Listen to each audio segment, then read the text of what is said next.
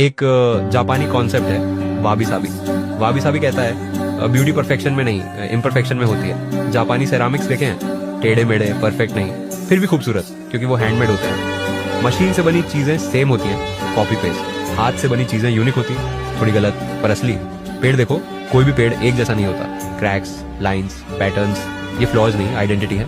और बिल्कुल वैसे ही इंसान भी। लोग सोचते हैं ब्यूटीफुल होने के लिए सब कुछ सही होना चाहिए।